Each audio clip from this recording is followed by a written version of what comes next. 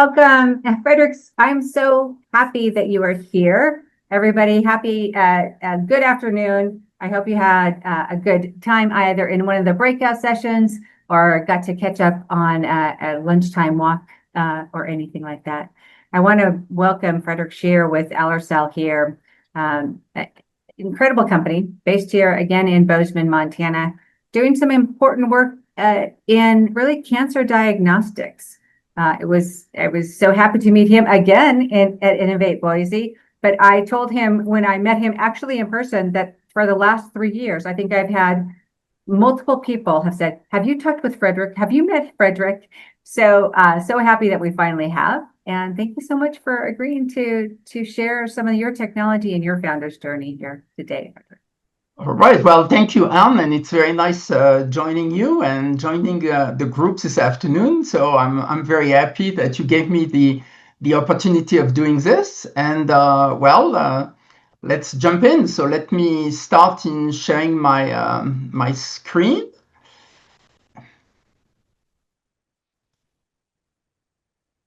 I assume that you see my screen now.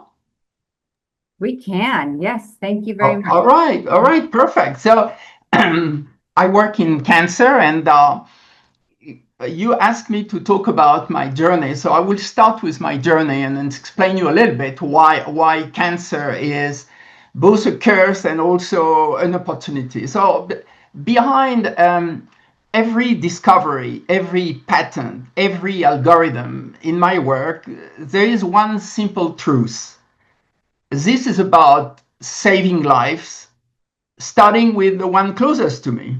My story begins not in a lab or a boardroom, but in the fight for my own life. And it's from that struggle that my journey into cancer research truly started. About 10 years ago, I was diagnosed with cancer, and I am a fighter.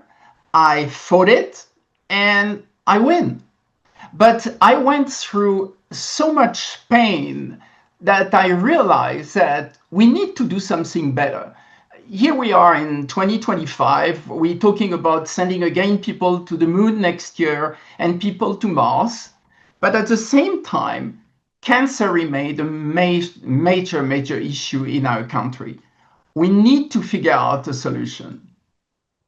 So I look at that situation both as a drama and also an opportunity as a businessman. A drama, why? Well, since I started to speak to you, we had one fatality due to cancer in our country. 600,000 Americans are dying from cancer every year. And let me repeat that, 600,000. It's a very significant number. 1 in 2 men, 1 in 3 women will develop cancer during their lifetime, and 1 in 5 or 6 will die from it. We need to do better. So the question is, why? Well, late diagnostics, which mean low survival rates, and obviously increased healthcare costs. And the reality is, very little amount of money is going toward diagnostics. The majority of the money is going toward therapeutics. The pharma industry, bless their soul, has been extremely successful in making sure that patients will live longer. This is beautiful. But I'm telling you something, there is much better. Let's try not to be sick. And this is our solution, early detection. So how do we get to early detection? Well, we combine a few things. Liquid biopsy. Basically, it's non-invasive sampling. Unlike traditional tissue biopsy that requires surgical procedures that are painful, liquid biopsy is easy. It's a blood test. These tests can potentially detect cancer before it's visible on imaging or cause symptoms by identifying what we call ctDNA. circulating tumor cells within the bloodstream. It allows a real-time monitoring because blood draws are simple to repeat and they are cheap for the healthcare system. It also allows that comprehensive tumor profiling. Why? Because liquid biopsy can capture genetic information from multiple tumor at the same time, at the difference of tissue biopsy. And then also, some tumors are difficult to access, and surgery are difficult, sometimes almost impossible. Well, blood test is possible. So for us, liquid biopsy is a key ingredient of our success. The second thing is DNA sequencing. So for people that are not familiar with DNA sequencing, let's try to make it easier.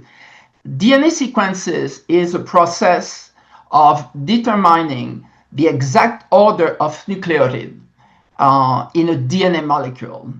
Essentially reading the genetic code of the patient. Modern sequencing technology can rapidly decode entire genomes or specific DNA. We are able to do that in 2025 at a fraction of what the cost of the very first genome analysis was done. You probably remember, or maybe you don't know, in early 2000, the very first genome analysis cost $3 billion. Well, today we can do an entire genome for about $1,000. Last and not least, artificial intelligence. Artificial intelligence allows us, in fact, to really do a wonderful work, and I will try to explain to you, and multiply the brain of human and researcher by 1,000. And when I say by 1,000, it's probably by the billions, not the millions. Using artificial intelligence allow us to basically create personalized medicine, what we call precision medicine. So now let me talk about Alercell. You know, one of your speakers this morning was talking about the importance of the team. Well, I have put together a team that I'm very proud of. And we have done a lot of things, and obviously a lot of private and public exit, which I know is important for investors. So myself, I have 2 PhD, MBA. I founded 4 companies. I have 15 US patents that have been granted, 10 additional patents that are currently pending. I have a degree from MIT in AI in healthcare and several certificates from Harvard Medical School in genetics. And my last biotech venture, I took it public successfully on NASDAQ. I have a brilliant co-founder, and I smile. He is my son, and you can maybe look at the pictures and recognize that, well, he's definitely my son. He's a brilliant doctor. He is a neurosurgeon in New York City. And for the past 10 years, he has been working and spending time and research on the use of stem cells in oncology patient and leukemia patient. Besides both of us, we have a very strong team of a lot of brilliant people. The CTO of the company is Professor Gleb Sukorokov. Gleb is a friend of mine. He is chair of the biopolymer department at Queen's Mary College in London. He specialized in the use of nanoparticles and drug delivery. I know Gleb because myself, I have 3 patents on nanoparticles. Professor Elina Tsifkin, she is professor at Cornell University. More important, she has been working for 20 years at Memorial Sloan Kettering in the leukemia department.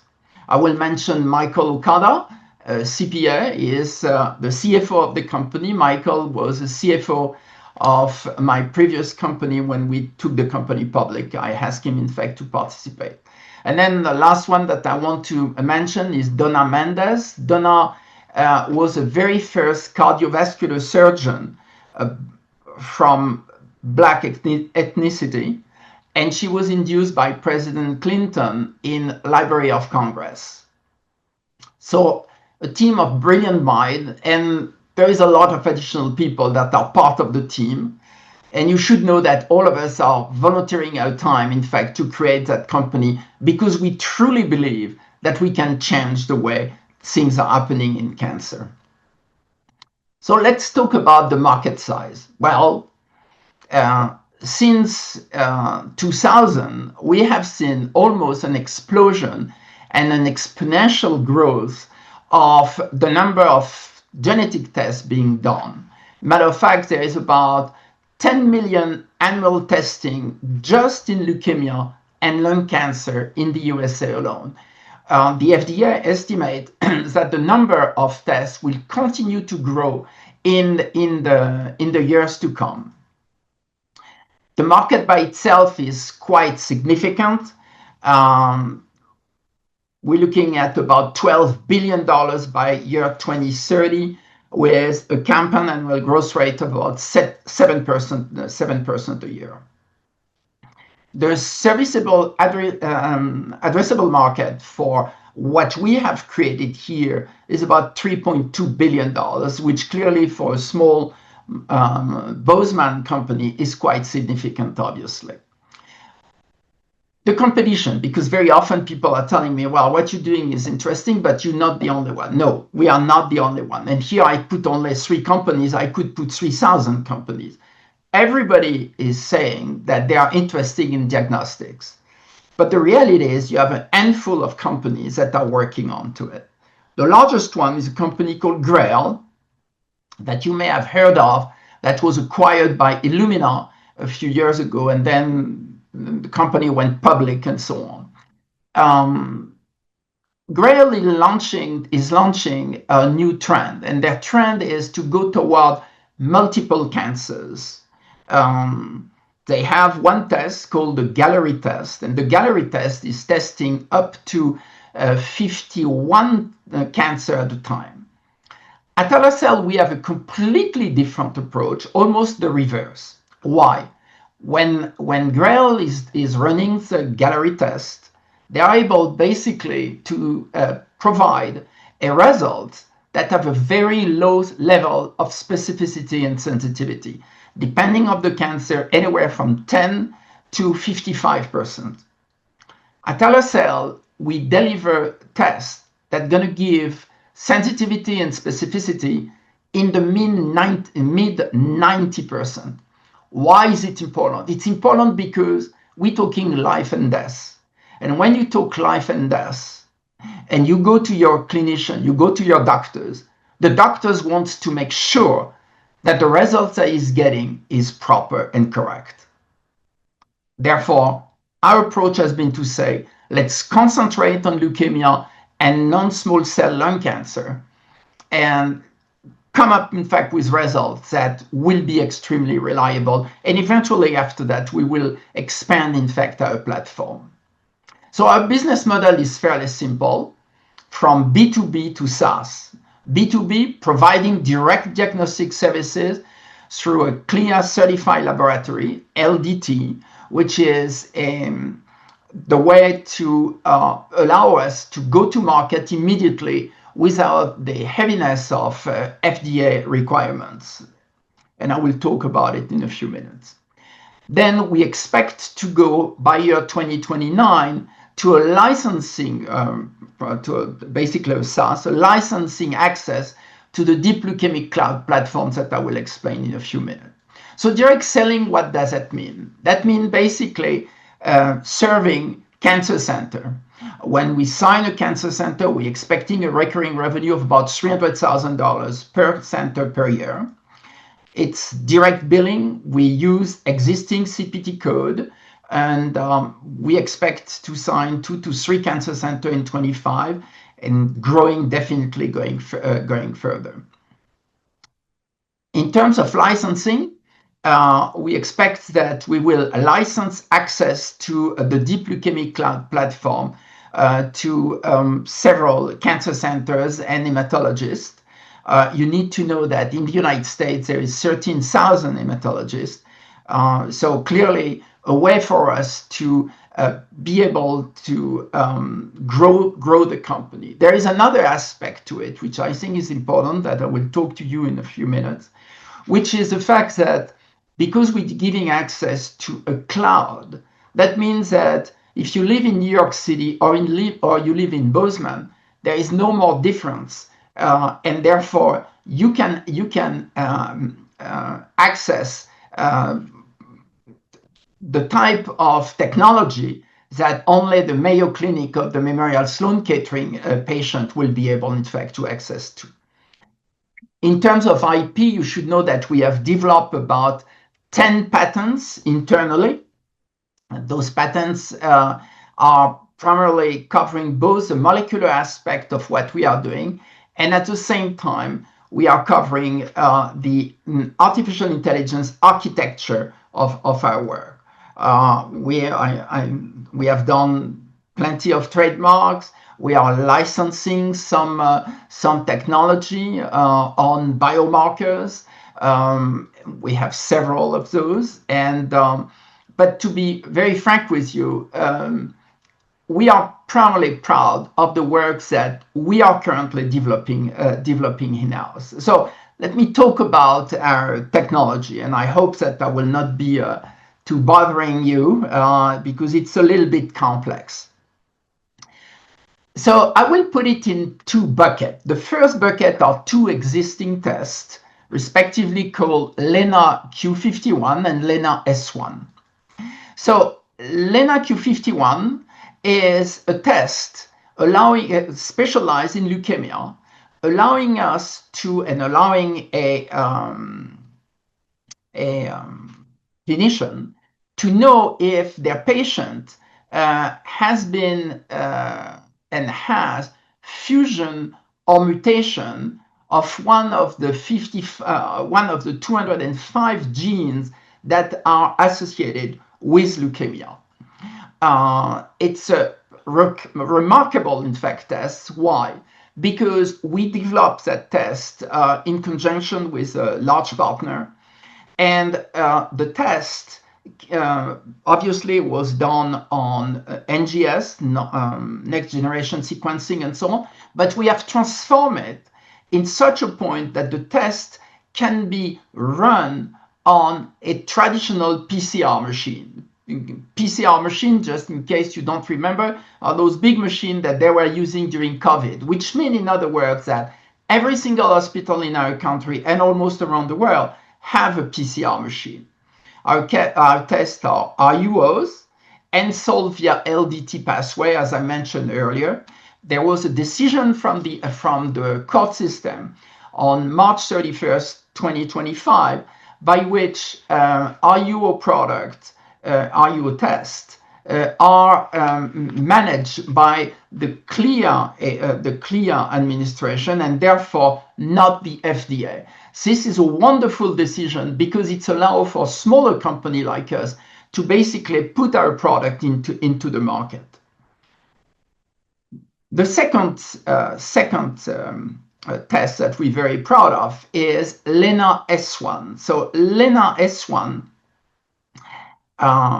is a very interesting test, and I have to say that it's a test that opened my eyes. The test was developed by a Chinese company with who we have a partnership, but their approach was to look not at fusion or mutation inside the genes, inside the DNA of people, but look at methylation.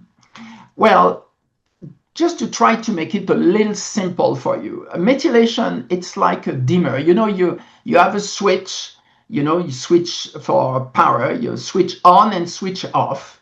The thing is, prior to switching on and off, our genome and our human body is reacting, and we can see and we can analyze basically movements, and those movements that are very subtle we are able, in fact, to pick them up in what we call the methylation process. It's what we call an epigenetic process. In doing this, we are able to do that long before fusion and mutation. Unfortunately, when you have fusion and mutation, in a way, it's already a little late. Why? Because that means that the cells have been damaged. The cells need to be destroyed, and therefore the type of treatment that you have are basically chemotherapy and radiation.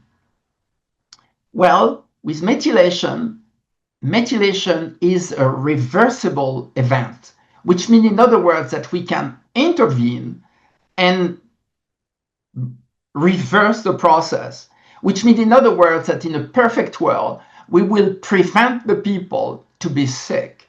And this is what we want to do. So all our brains started to run 1,000 miles an hour, and we thought, well, let's do it for leukemia. And this is what we have done. So we developed what I call the Deep Leukemic Cloud Platform. And I should be a little bit more prudent there when I say this is what we have done. This is what we are developing. So we have organized the DLCP around 4 pillars, and I will come in details to it. So the first is what I call the LENA code. So most of you must be asking, but why LENA? What does that mean? Well, LENA means leukemic epigenetic navigational algorithm. So it's definitely easier to say LENA. So the LENA code. So what is the LENA code? Well, the LENA code is a multimodal AI analysis engine. It's basically an AI engine which is able to analyze all the information that you get from a patient. The second thing is we are doing an analysis of the process of methylation. So we developed a clock, basically what I call the epigenetic clock, which is a system allowing us to understand when the process is started and at what speed the system is developing. And I will show you a slide a little bit later explaining. The third is what I call the LENA score risk. It's basically an index allowing us to know at what level the patient is. And then the last one is LENA RX, which is a treatment optimization that our system is able to create based on the scoring, based on the type of information that we have gathered from the patient, and that we compare to a large data set of leukemic patients. So what are the key advantages? Well, we're changing the entire paradigm. It's prevention versus treatment. Number 2, it's very gentle. Why? Because we believe that if we know 3-4 years in advance what's happening, the therapeutic intervention can be significantly lighter than intensive chemotherapy. It's, as I say, it's personalized medicine, and it's cost effective. We run some numbers. We believe that we can help the healthcare system save up to 67% of their cost. You need to know that, unfortunately, when you get cancer, there is a financial aspect to it. Cancer is extremely expensive. It's expensive for the patient. It's expensive for the entire system. So you're going to tell me, well, this looks like wonderful. So where are you in the system? Well, where are we? We have validated all our hypotheses. We have validated our hypotheses, and this is where we are. So we have done a clinical study, internal clinical study, on 160,000 patient records, which I believe is the first time that this has been done in a so large cohort of patients. We have done that with multi-institutional approach, so which means that it's coming from several hospitals. We have done that obviously step by step. I mean, we started with 100 patients and 350, 10,000, 150. And today I can tell you We are working day and night on an additional 200,000. Why is it important? It's very important because when you work with artificial intelligence, you want to train your algorithm on as much patient as possible. So we have done independent validation, cross-validation with different type of algorithm. We have hide results and to look at result and see if the system was working. It's a little bit where we are. At the same time, we have done also a validation quality on the molecular aspect, the biological aspect of the work. You have, I said that earlier, about 205 genes that are known to be related to leukemia. When one of those genes is going in either methylation or fusion, you know that you have a problem coming. Now, not only we work on DNA, but we decided that we wanted to have several layers. So we work on DNA, RNA methylation, and what we call other omics. Why? Because if we are able to map the entire system at several levels, this will give us a complete understanding of the footprint of the disease in the patient. Quality assurance, we follow FDA guidance for AI medical services. We have 95% confidence interval. So, I mean, we feel that we are ready. Now, you need to know that we are ready for what I call prospective trials for some of the aspects. They are going to be very upfront here. As I mentioned, we have 4 or 5 different families of algorithm, and on some of them we are more advanced than others, and we need support in order, in fact, to validate those follow-ups. So here and I hope I'm not gonna get you to sleep, but here is basically a little bit more explanation of what we're doing and how the DLCP is working. So here is the flow process of the entire thing. So we start obviously by sample collection and preparation. You need to know that we have developed in-house 4 different type of tests, respectively. Here I mentioned 2, LENA M205, LENA Q-metyl-10, that are analyzing DNA and trying to understand if people have methylation in those genes. So you run that test on patient. It's just a blood test. Then you have collection. Then you have DNA sequencing. Then we go into the AI part of the work. Basically, the LENA code is starting to analyze the methylation with different level of work. Then when this is done, in matter of fact, it's done simultaneously, you have the aging, basically the use of the LENA clock, aging, in fact, methylation. When did that methylation started, if any, and at what speed is it moving? Then you have a complete analysis of everything. Then you have the scoring system, allowing us to do both classification and stratification of the patient to come out, in fact, with an indexation assessment, allowing us to understand where we are. And then finally, you end up with the use of the LENA RX, which basically assume the clinical decision support. It's a little complex. So because I know that it's after lunch, let's make it a little bit more complex. So here we are, and I hope that you can see it.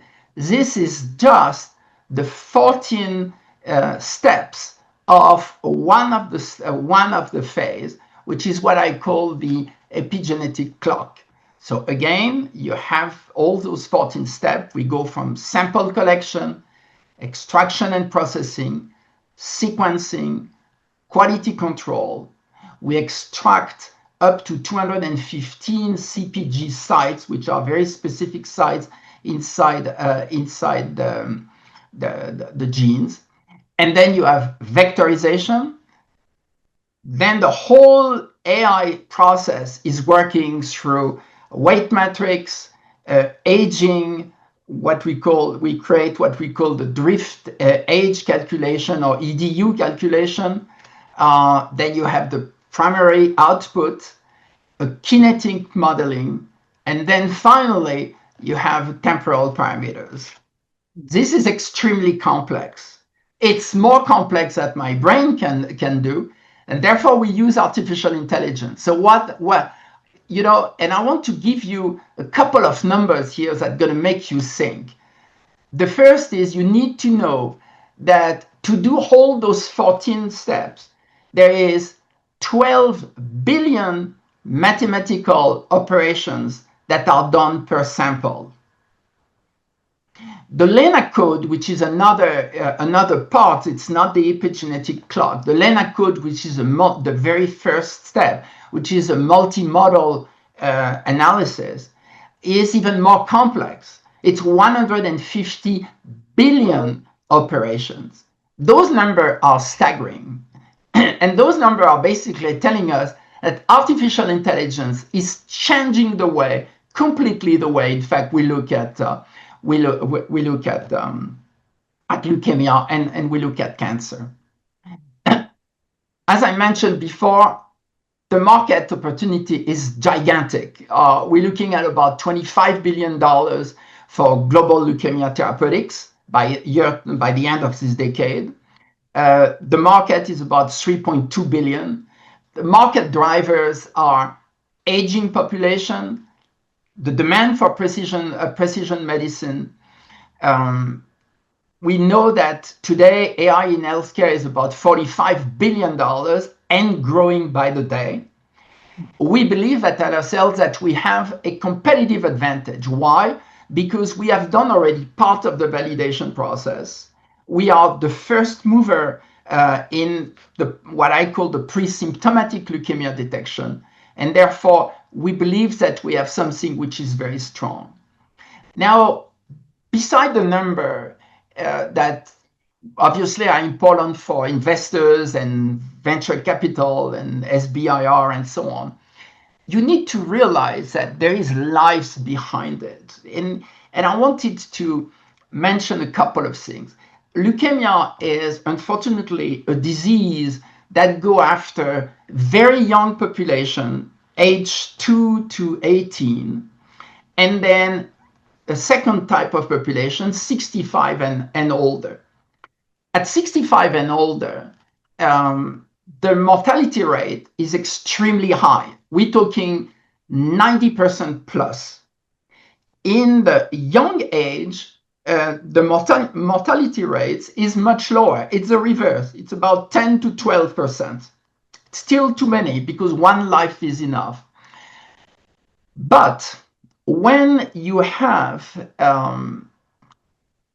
pediatric leukemia, your chances of developing a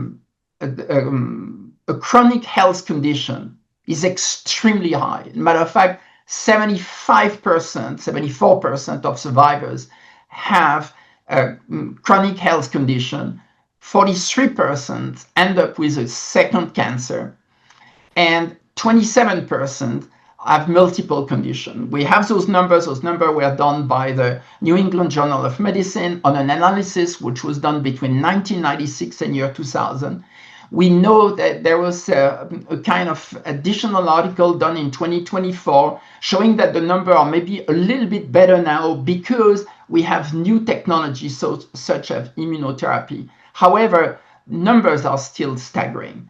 If you have leukemia when you are at age 2 or 3, you have 75% of developing a second cancer in your life. The cost for you, for your family, the cost for the system is gigantic. We need to do something about that. So now, obviously, all those things cost money. So where do we stand? Well, the company is what I call pre-revenue. I'm expecting, in fact, to have some revenues this year. We are closing a range of financing. I am expecting to see a growth of the company very significant, especially starting 2029, because starting in 2029, we will be able, in fact, to go into the SaaS models that I was talking about. In 24, we had two clients, and when I say clients, it's cancer centers. We growing those numbers, and with your help, we'll grow big numbers. The cash position of the company is clearly negative. We expect, however, in 26 to be cash positive and going forward because of what we are doing. If I compare our company to existing company, valuation of companies that have been created fairly recently in the world of genetic testing is quite significant. With $100 million in our mind for 2030, I don't see why Alercell will not have this kind of valuation. So we're looking for funding. We're looking for about a total of $15 million. We are currently looking for a first tranche of $2 million. I put my, I'm at an age where I put my money where my mouth is. So I put a significant amount of money myself, my son, and a couple of friends that have been supporting us, and I'm grateful to them. And well, I mean, if you want to be part of that journey, you are very welcome. So we'll go with that. The first money that we'll receive will go to $5 million in revenue in 2026, $100 million by 2030. You should know also that we have filed for several grants application in 2025, one with the NSF, another one with NIH. We're working on an NCI, National Cancer Institute, for an additional grant. Here you have a detail of where that money will be. I had some question from people asking me, well, are you going to manufacture overseas and so on? And the answer is no. We will manufacture in this country. One of the reasons being that if we manufacture in China, we have 35% tariff to pay. So definitely we don't want to do that. We prefer investing that money in Montana or in the United States at least. Mm-hmm.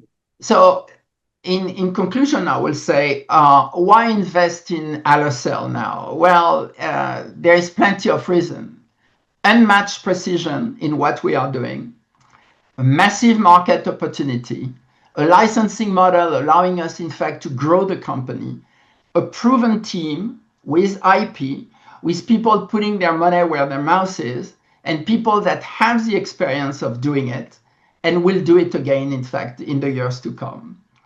So join our mission, and thank you for the opportunity, Anne. I'm very grateful, and I hope that I've convinced some of you to come and join me in that journey, which is way beyond Alercell. I believe that we need to change the way we're looking at cancer. In the 21st century, people should not die from cancer. People should not experiment the pain of chemotherapy and radiation. I believe that we have the way of doing it. We need, beside the way, we need to have the will and obviously the money. So thank you. Frederic, thank you so much. And I apologize to everybody here if you have other questions or things like that. I'm going to say, Frederic, how did they get a hold of you? And you do have your email right here on this last slide. Yes. I'm going to we'll keep things going, but I'm so grateful to you. We love this technology. We love the impact that all of these Montana founders are leveraging their brilliance and their networks to really address really important problems. And I know that cancer has hit my family, so I'm so excited to see your product really actually take off. And folks can contact Frederic there. I appreciate your time. We are going to switch over to our next panel here in just a few minutes. I did add a little bit of a break in between sessions where we're going to talk about how we can give back and what things are going on in Montana for really supporting the next generation of innovators.